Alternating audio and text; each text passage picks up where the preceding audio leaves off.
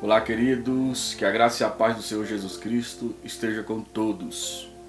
Sejam mais uma vez bem-vindos ao nosso quarto vídeo a respeito da oração vitoriosa. E eu quero avisar os irmãos que na segunda-feira nós vamos postar o vídeo já ensinando um modelo de oração que nós iremos colocar em prática, aplicar em nossas vidas.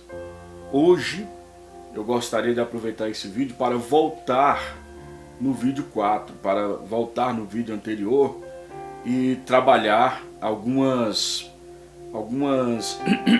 questões que são importantes a gente trabalhar para não ficar nenhum mal entendido a respeito do que foi falado no quarto vídeo desta série, né?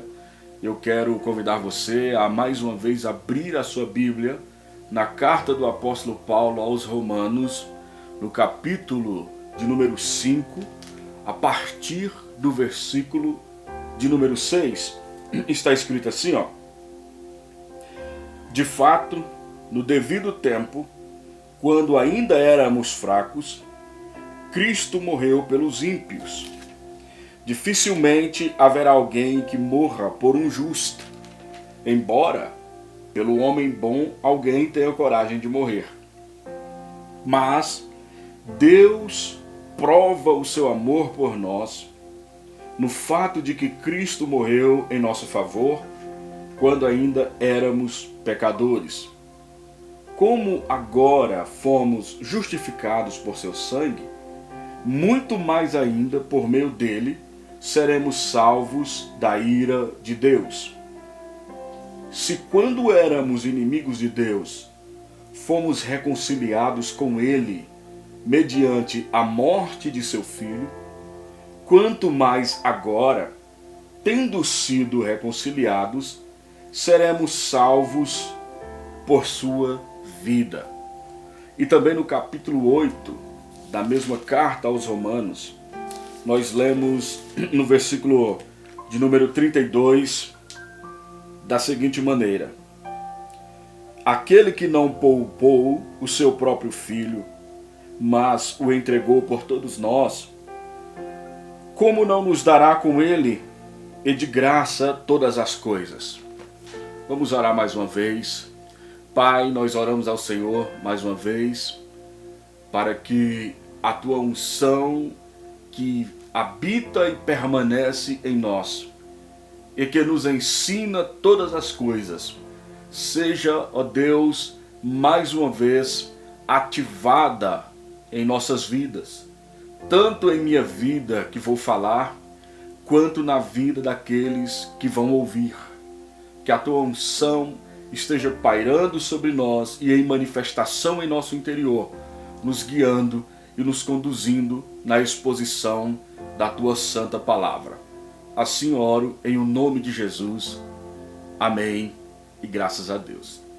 Queridos, a correção ou as coisas importantes que devemos falar, aqui me referi, deixa eu colocar esta Bíblia aqui me referi que é importante a gente trabalhar no vídeo de hoje, é que no vídeo anterior falei algumas coisas que podem ser mal entendidas, mal interpretadas. Por exemplo, citando João capítulo 3, versículo 16, que diz que Deus amou o mundo de tal maneira que deu o seu Filho unigênito para que todo aquele que nele crer não pereça, mas tenha a vida eterna. Eu disse a seguinte frase: o Deus que é a palavra ficou sem palavras para descrever a grandeza do seu amor por nós. O que pode ser mal entendido aqui? Pode ficar mal entendido, amados, no sentido de nós pensarmos que o nosso Deus é limitado. E não é esta a ideia que eu quis passar quando eu disse isso. Não é que Deus seja limitado.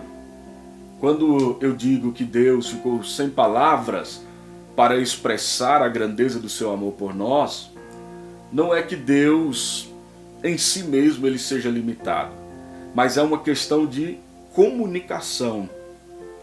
Deus, quando foi expressar o seu amor por nós, por causa da pobreza do nosso vocabulário, Deus não pôde se expressar por meio de palavras, porque nós não temos em nossos dicionários nenhuma palavra que consiga expressar o tamanho do amor de Deus por nós.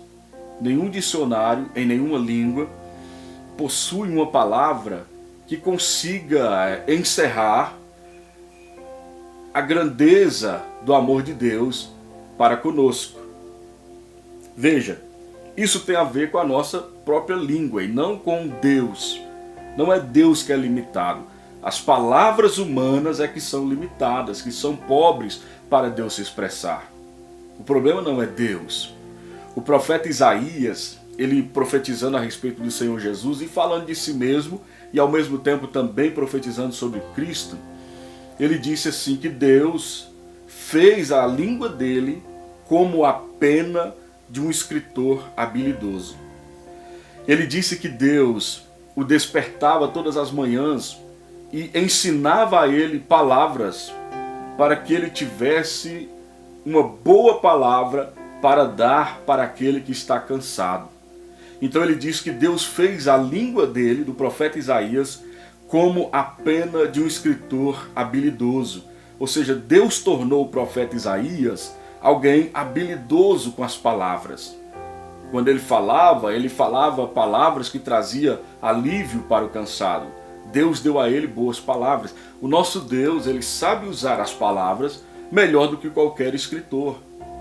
Qualquer pessoa que vá ler a Bíblia consegue ver muitas vezes a beleza, a maneira como Deus usa as palavras, as figuras, metáforas. Enfim, Deus sabe usar muito bem as palavras humanas.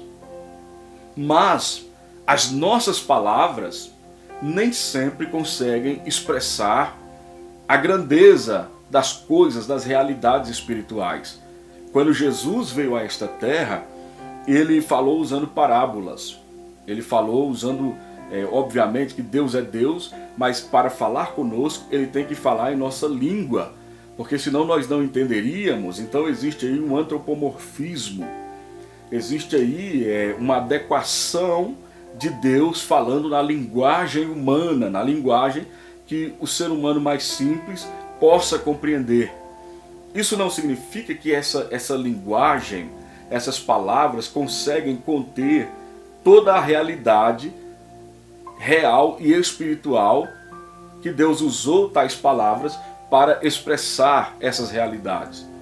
Então Jesus, quando veio, ele usou parábolas, ele usou maneiras de ensinar a respeito das realidades espirituais de maneira que nós pudéssemos entender. Por exemplo, ele disse que o reino de Deus é como uma semente.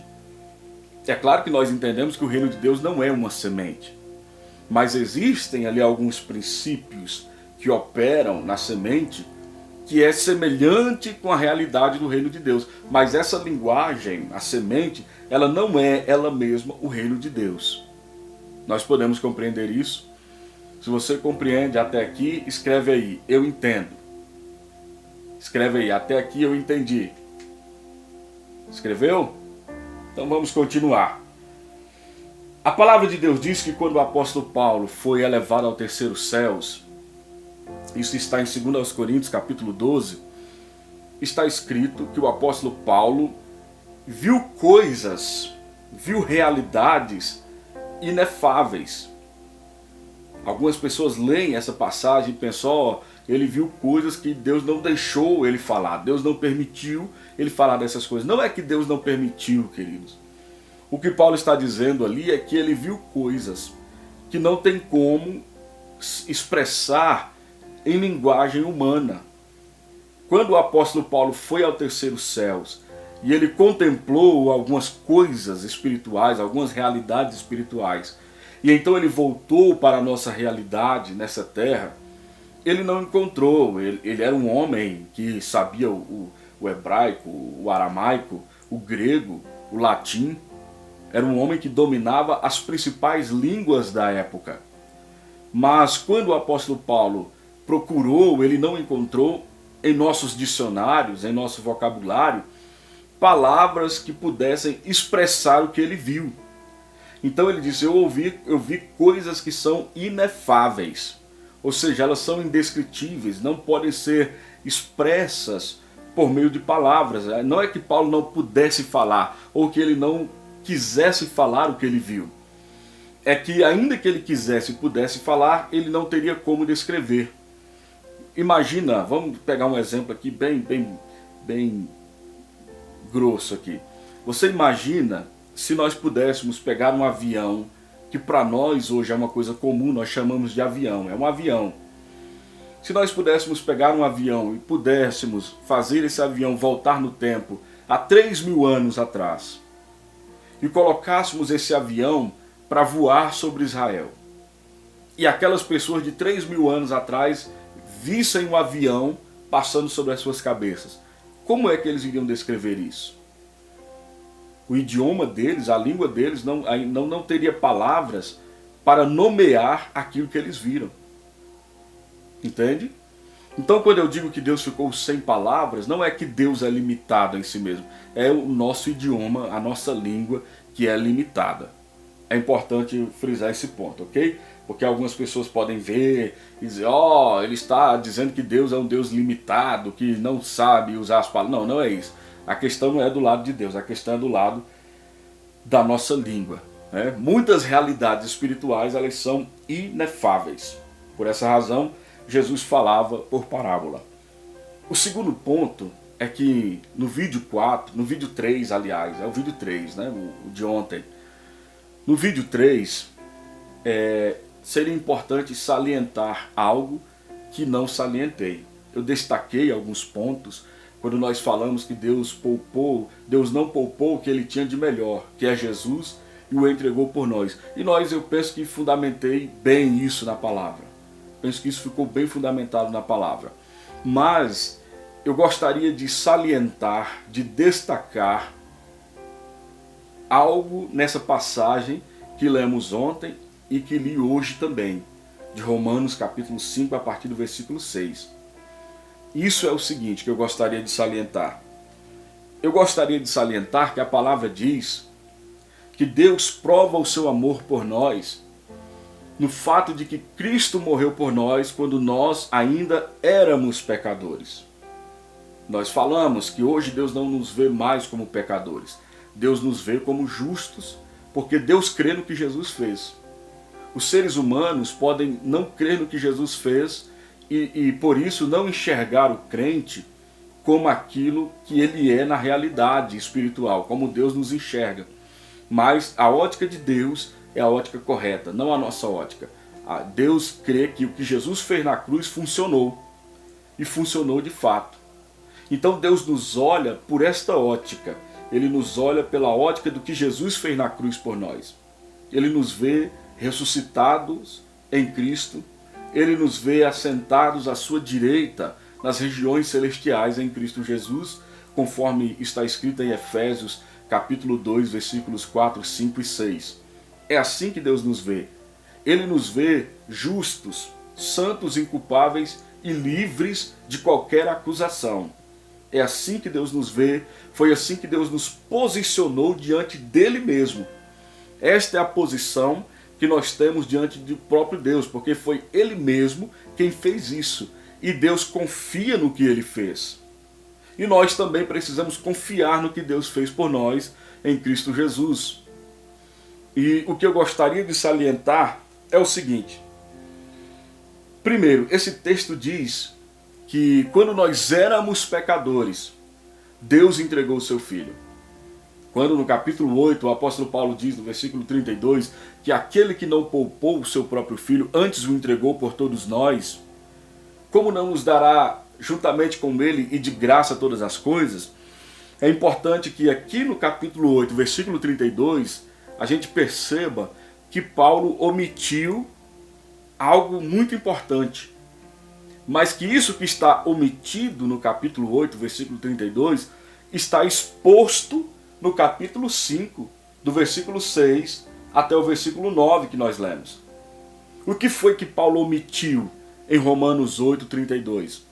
Quando ele diz assim, ora, Aquele que não poupou o seu próprio filho, antes o entregou por todos nós, como não nos dará juntamente com ele de graça todas as coisas? O que foi que Paulo omitiu aqui no capítulo 8, versículo 32?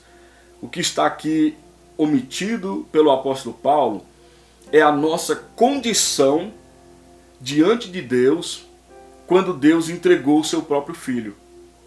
No capítulo 8, versículo 32, o apóstolo Paulo não pontua qual era a nossa condição quando Deus entregou o seu filho. Ele apenas diz: aquele que não poupou o seu próprio filho, antes o entregou por todos nós. Mas ele não diz qual era a nossa condição, qual era o nosso estado diante de Deus quando Deus entregou Jesus em nosso lugar. Ele não diz isso. Já no capítulo 5, ele destaca, ele traz esse destaque, ele enfatiza ali, não é a entrega do filho simplesmente. Ele também dá ênfase, ele destaca a nossa posição diante de Deus quando Deus entregou o seu filho. E então ele diz que Deus entregou Cristo por nós quando ainda éramos fracos. Era essa a nossa condição, quando ainda éramos pecadores. Deus não esperou a gente ser perfeito para então ele nos amar e entregar o seu melhor. Deus não aguardou que nós fôssemos justos para então ele entregar o seu próprio filho. Paulo salienta, destaca, enfatiza no capítulo 5, a partir do versículo 6, o nosso estado, a nossa condição. E ele diz que é aí que Deus demonstra o seu amor para conosco. Porque quando Deus entregou o seu filho, ele fez isso por inimigos. Essa era a nossa condição diante de Deus. Eu já vou chegar no ponto que eu disse que eu queria destacar e não destaquei no vídeo anterior. O nosso estado eu falei isso ontem, que nós éramos inimigos de Deus. Quando Deus entregou o seu filho, nós não merecíamos Jesus. Nós não éramos dignos dele. Pelo contrário, nós éramos pecadores. Muitas pessoas, elas querem que as outras sejam perfeitas para então elas liberar amor na vida dessas pessoas. O marido tem que ser perfeito, a mulher tem que ser perfeita, não sei quem tem que ser perfeito, para então merecer o nosso amor. Mas o amor de Deus é um amor que não opera por merecimento, como nós falamos ontem, não é por meritocracia. O amor de Deus, ele é porque Deus é amor, e não pelo que nós fazemos. Um escritor chamado Philip Yancey, que escreveu o livro Maravilhosa Graça, o qual eu aconselho todo filho de Deus ler esse livro, Maravilhosa Graça. Ele diz o seguinte: não há nada que você possa fazer para que Deus te ame mais. Não há nada que você possa fazer para que Deus te ame menos. O amor de Deus por nós não está condicionado ao que nós fazemos ou deixamos de fazer. O amor de Deus, ele não aumenta e diminui de acordo com as nossas atitudes. É claro que o amor de Deus não é uma coisa isolada dos demais atributos de Deus. Da mesma maneira que Deus é amor, Deus também é justiça. Nós também temos o ensino bíblico da ira de Deus, a santidade, todos os outros atributos de Deus. Ele não é apenas amor. Deus é tudo aquilo que a palavra dele diz que ele é. Do mesmo tanto que ele é amor, ele também é justiça. Naturalmente, nós temos que entender dessa maneira. Mas o amor não tem a ver com a aprovação do que fazemos. O fato de Deus nos amar não significa que ele aprova o pecado humano. São duas coisas distintas, duas coisas separadas. Deus pode reprovar o comportamento pecaminoso, Deus pode reprovar o pecado e ao mesmo tempo amar o ser humano. Uma coisa não anula a outra coisa. Então o amor de Deus por nós, ele é um amor incondicional. Ele simplesmente nos ama. Você que é pai e mãe, se o seu filho cometer um erro, falhar, te desobedecer, você não vai deixar de amar o seu filho porque ele errou. Agora, porque você ama o seu filho ou a sua filha, também não significa que você aprova o erro deles. Não é assim? Então o amor e o erro das pessoas são coisas separadas, distintas. O amor é uma coisa, o erro das pessoas é outra coisa. Deus ama e o fato de Deus amar não anula que Deus reprova o pecado. Podemos entender isso? Deixa eu ver se você está aí comigo ainda. Quem está comigo ainda, digite eu estou. Diga eu estou entendendo o que está sendo dito. Escreve aí, eu estou entendendo. Vamos continuar então, certo? Eu estou chegando no ponto que eu disse que seria importante a gente destacar. A morte de Jesus por nós, quando Deus nos amou de tal maneira que deu o seu Filho para morrer por nós. Essa morte de Jesus, ela mudou o nosso estado diante de Deus.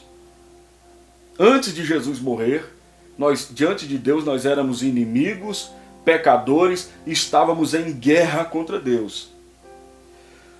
A morte de Jesus alterou esse estado de coisas.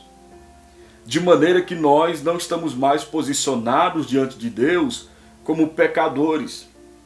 Uma vez que nós cremos no que Jesus fez por nós, nós entendemos que a sua obra consumada, ela muda a nossa condição diante de Deus. Certo? Por isso nós falamos que Deus estava em Cristo reconciliando o mundo consigo mesmo. Nós também dissemos em Colossenses capítulo 1, a partir do versículo 19, que nele estava toda a plenitude, ou toda a plenitude da divindade, agradou de habitar nele, e por meio daquele corpo, do sacrifício do corpo de Jesus, reconciliar-se com Deus todas as coisas nos céus e na terra. Então a morte de Jesus mudou alguma coisa, não foi a encarnação. A nossa condição diante de Deus não mudou quando Jesus nasceu. A nossa condição diante de Deus mudou quando Jesus morreu e ressuscitou. Então, enquanto Jesus estava andando em seu ministério terreno, a nossa condição diante de Deus ainda era a mesma. Essa era a condição do homem, inimigo, pecador, separado e em guerra contra Deus, em rebelião contra Deus, guerreando contra Deus, do lado do diabo, guerreando contra Deus. Não havia paz entre Deus e os homens. Os homens estavam em guerra contra Deus. Mas quando Jesus foi para a cruz, e em Isaías capítulo 53, versículo 6, a palavra diz que Deus fez cair sobre Jesus os pecados de nós todos. Deus pegou os pecados do mundo todo e colocou em Jesus Cristo. Por isso que na primeira carta do apóstolo Pedro, capítulo 2, versículo 24, o apóstolo Pedro diz assim, que ele levou em seu corpo os nossos pecados sobre o madeiro, para que morrêssemos para o pecado e vivêssemos para a justiça, e pelas suas feridas fomos curados.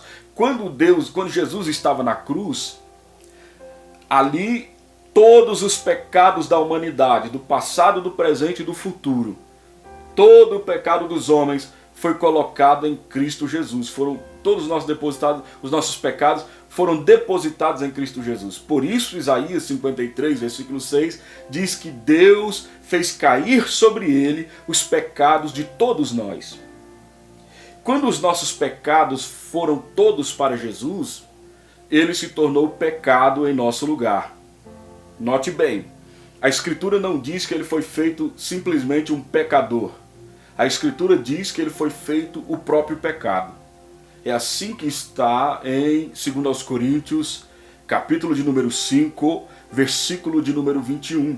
Aquele que não conheceu o pecado, aquele que nunca pecou, aquele que nunca desobedeceu a Deus, aquele que nunca transgrediu os mandamentos de Deus, aquele que foi tentado em tudo, mas nunca pecou, como a Escritura testemunha, esse que não conheceu o pecado, foi feito pecado por nós, para que nele fôssemos feitos justiça de Deus. Essa palavra feito é uma palavra muito importante. É uma palavra importante. Aquele que não conheceu o pecado, ele foi feito. Ele foi feito, ele foi transformado em algo que ele não era. Ele foi uma obra de Deus. Jesus na cruz, com todos os pecados do mundo, era uma obra de Deus. Nós também vimos em Colossenses capítulo 2, versículo 13 e 14, onde a palavra diz que Deus removeu o escrito de dívida que era contra nós, Deus o tirou do meio de nós e o cravou na cruz. Nós sabemos que quem foi cravado na cruz foi Jesus Cristo. quando ele estava ali na cruz, ele foi feito pecado por nós. Os nossos pecados foram todos colocados em seu corpo. Deus tirou de nós e colocou em Cristo Jesus e cravou na cruz.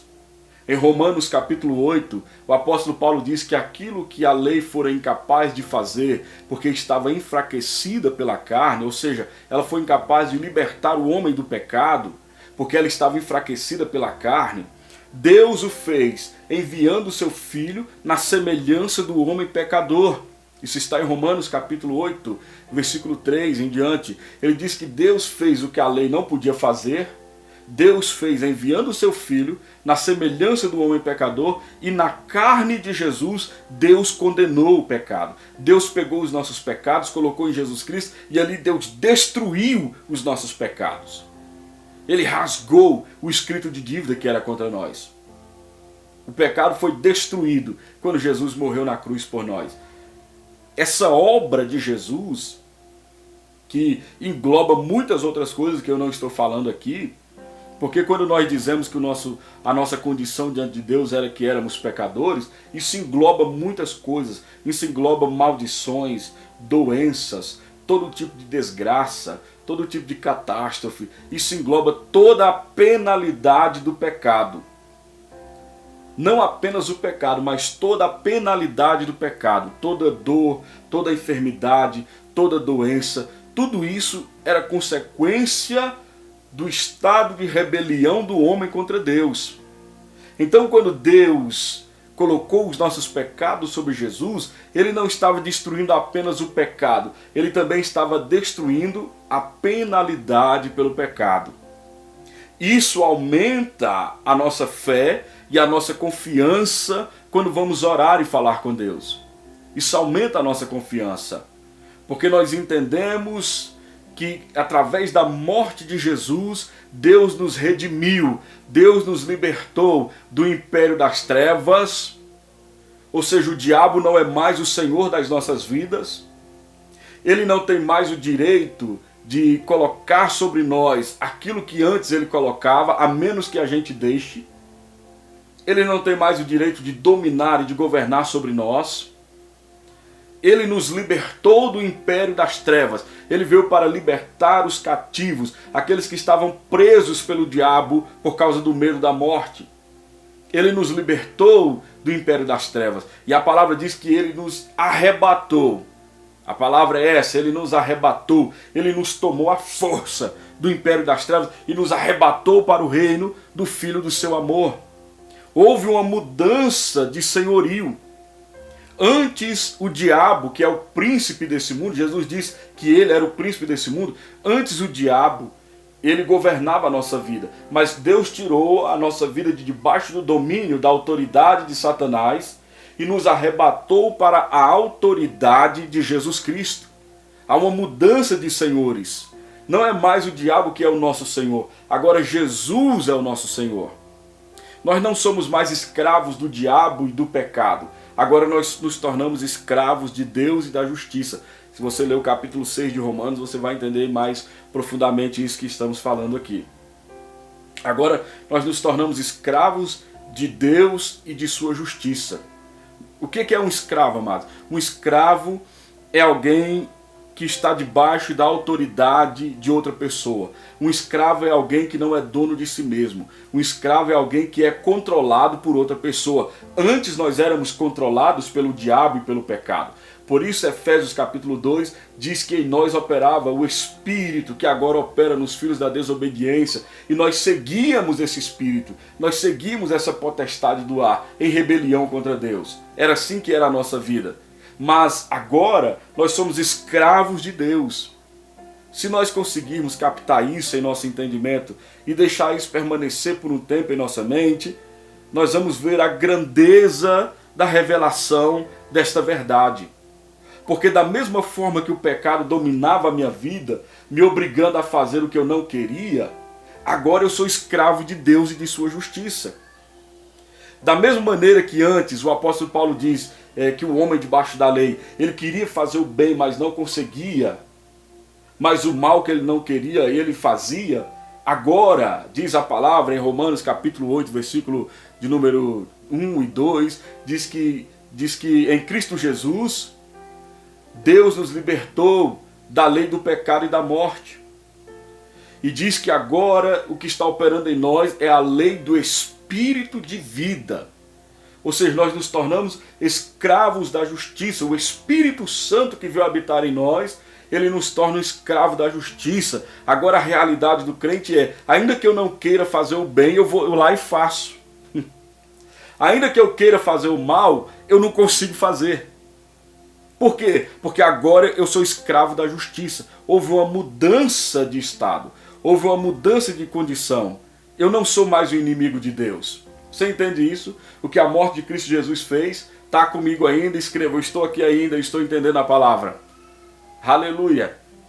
Então, amados, a morte do Filho, ela mudou a nossa condição diante de Deus.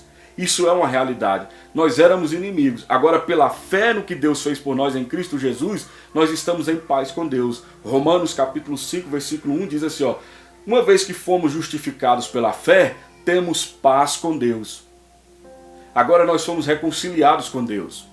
Nós não estamos mais em guerra contra Deus. Nós estamos em paz com Deus. Você entende isso? Mudou a nossa condição. A morte e a ressurreição de Jesus Cristo nos tornou filhos de Deus. No Evangelho de João, capítulo 1, versículos 12 e 13, diz que aqueles que o receberam, os que creram em seu nome, Deus deu a eles o direito, o poder, a autoridade de serem feitos filhos de Deus, os quais não nasceram da carne, nem do sangue, nem da vontade do homem, mas nasceram de Deus. Quando cremos em Jesus, nós passamos pelo novo nascimento. Um novo espírito é gerado dentro de nós. Esse novo espírito, esse novo ser, essa nova criação, como Paulo chamou em 2 Coríntios capítulo 5, versículo 17, essa nova criação, ela é igual a Deus. Ela é imagem e semelhança de Deus. Por isso que em Efésios capítulo de número 4, versículo 24, dê uma olhada ali entre o versículo 17 e o versículo 24. O apóstolo Paulo diz assim que nós devemos nos despir do velho homem e nos revestir do novo, que foi criado igual a Deus em verdadeira justiça e santidade provenientes da verdade. Esse novo homem, esse novo ser que foi criado dentro de nós, porque cremos em Cristo Jesus, esse novo ser é filho de Deus. No Antigo Testamento, amados, ninguém jamais era filho de Deus. Às vezes eu escuto as pessoas dizendo, Abraão foi chamado amigo de Deus. E as pessoas ficam impressionadas. Eles dizem, Abraão foi o único homem da Bíblia que foi chamado de amigo de Deus. A Bíblia também diz que Moisés foi um servo de Deus. Hebreus capítulo 3 diz que Moisés foi fiel como servo, como um escravo. E as pessoas dizem, Moisés foi chamado de servo de Deus. Não sei quem foi chamado de homem de Deus. Abraão foi chamado de amigo de Deus. E eles ficam impressionados com isso. O que de verdade deveria nos impressionar, amados, é a declaração bíblica de que nós fomos feitos filhos de Deus. Não apenas servos de Deus. O filho é mais do que o servo. Não apenas amigo de Deus. O que é mais importante, você que é um pai e uma mãe? Os seus amigos ou seu filho? Seus amigos ou seus filhos, sua filha? O que é mais importante na sua vida? Não são os servos, não são os empregados, não são os amigos. Nós nos tornamos filhos de Deus.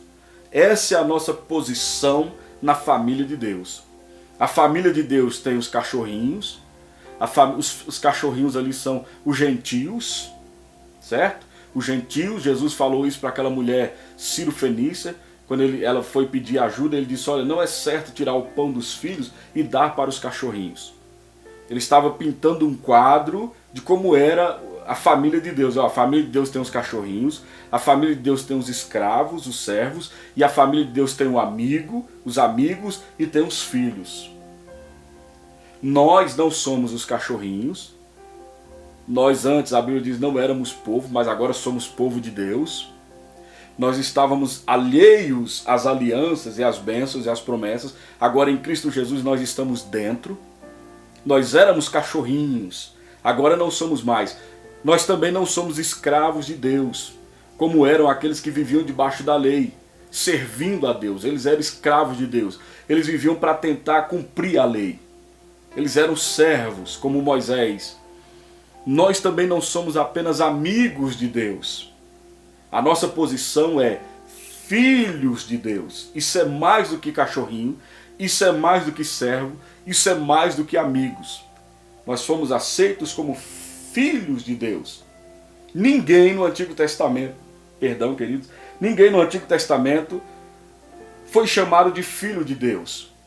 No máximo, quem chegou foi Abraão sendo chamado de amigo. Mas nós agora somos filhos de Deus. A morte e a ressurreição de Cristo e a nossa fé nele mudou o nosso estado. Agora nós somos filhos. Agora nós também somos justificados, somos justos. Nós não somos mais pecadores. Por isso, no texto que lemos, a palavra diz que Cristo morreu por nós quando éramos pecadores. Éramos, está no passado. Éramos, está no passado. Não somos mais. Agora a nossa realidade é nós deixamos de ser pecado e diante de Deus nós nos tornamos a justiça de Deus. E nós dizemos que justiça é aquela capacidade de ficar diante de Deus sem medo, sem culpa, sem sentimento de condenação, sem um sentimento de inferioridade, como se o pecado nunca tivesse existido.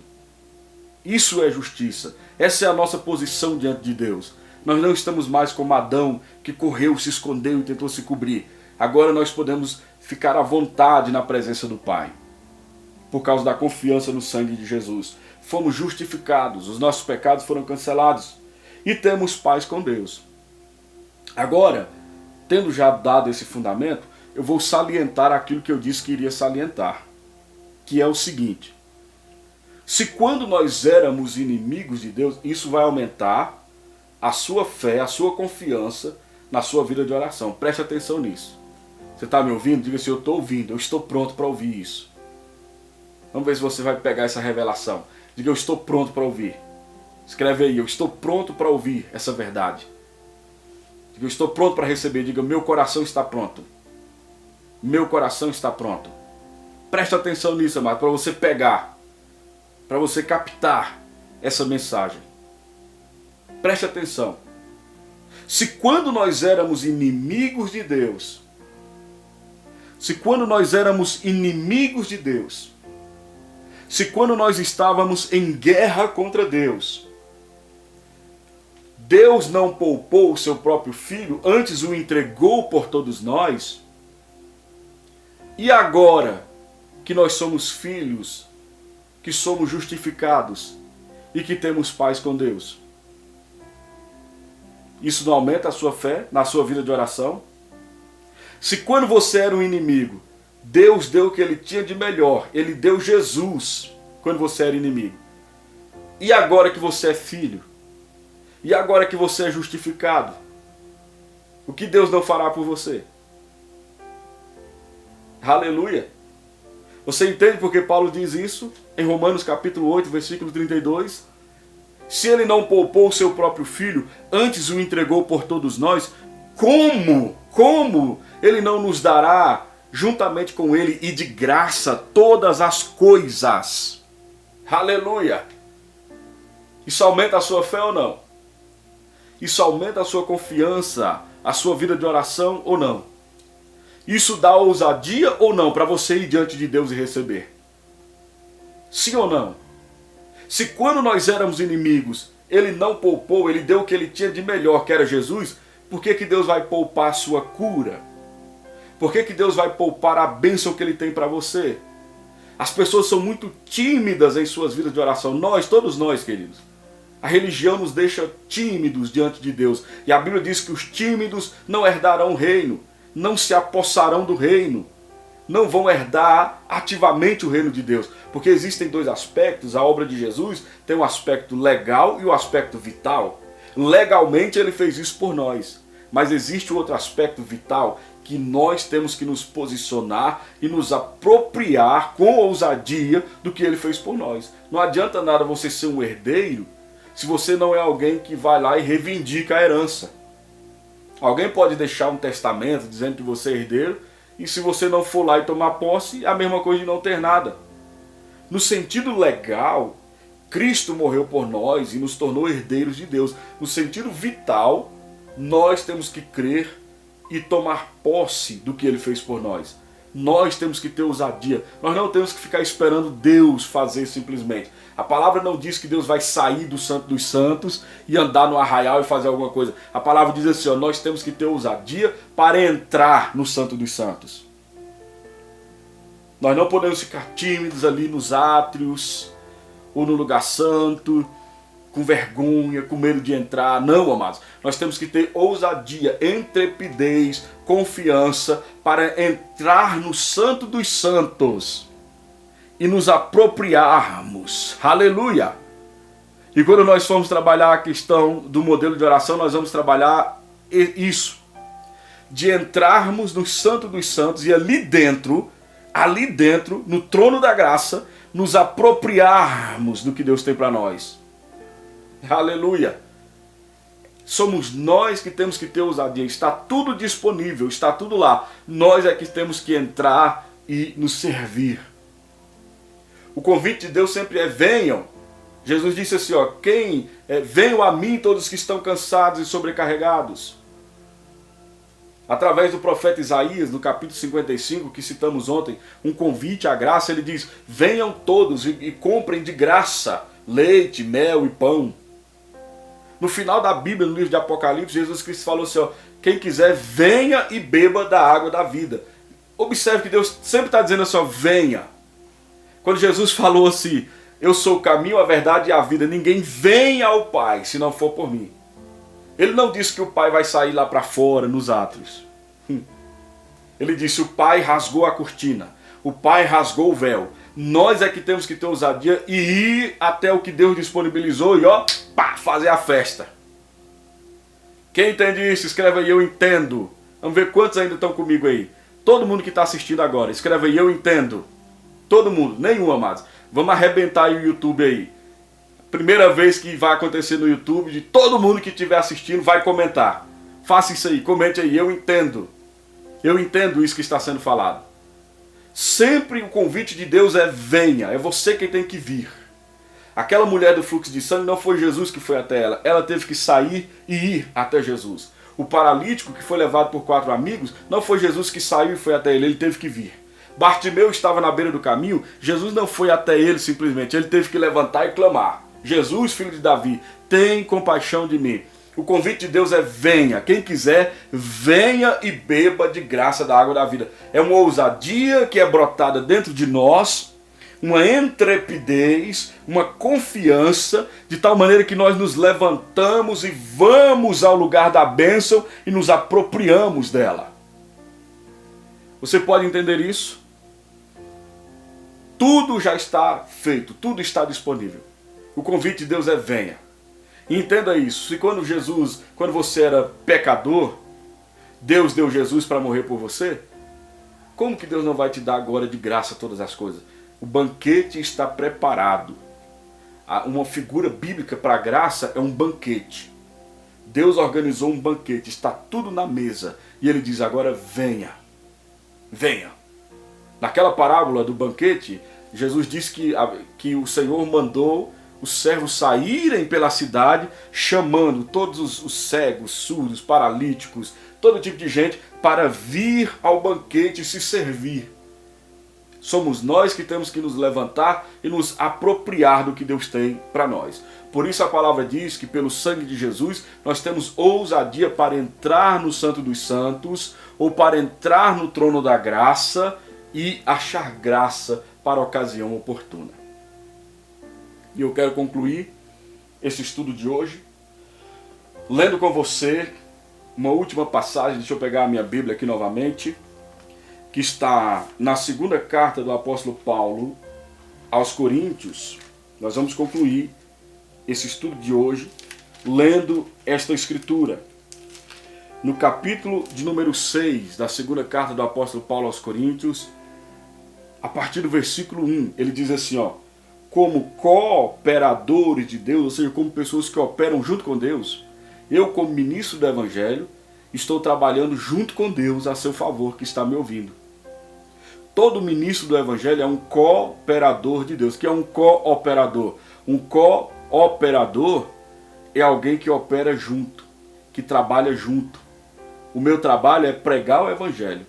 O trabalho de Deus é fazer a palavra dele acontecer na vida daquele que crê.